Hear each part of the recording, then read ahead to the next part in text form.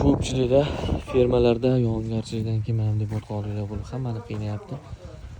Fermerlarga maslahat albatta buni og'izdirib tashlanglar. Bu yerda mana o'zimizda ham yomg'ir endi tindi. Bugun tozalashga harakat. Asosiy narsa bularni hozir o'zga qilamiz. Opkinka. Homila.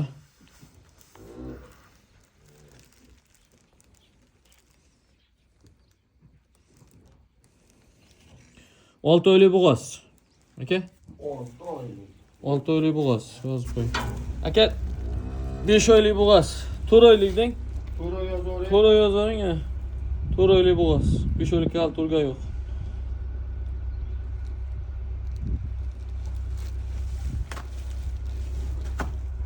Mana homila. Ko'rsatib qo'ying.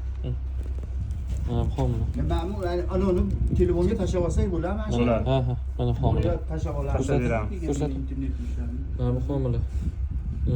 Oldi-yu. Orqaga boshlari qimillayapti o'zi. 1 oylik bo'g'oz. Bo'ldi. Anasini ovozi 1 oylik bo'g'oz.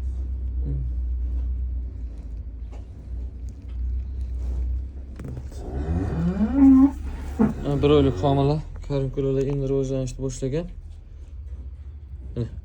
Mana shu 1 oylik homila bo'ladi mana. Olib keling kamerani.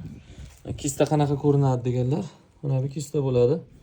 Kistasi bor ekan. Mana u qoradan, o'rtadan. Mana shu kista bo'ladi. Nima qilish kerak?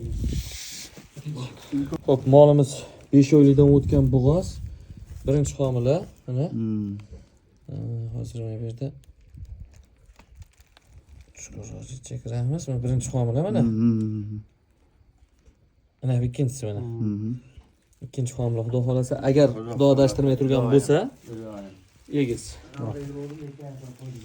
Xo'p, hayvonga mana 18 kun bo'lgan kuyga kelganiga hali aniq bo'lgani yo'q. Hayvon bachadoni toza.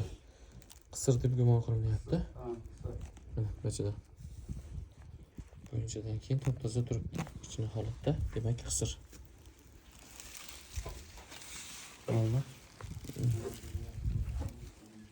Mol qisir.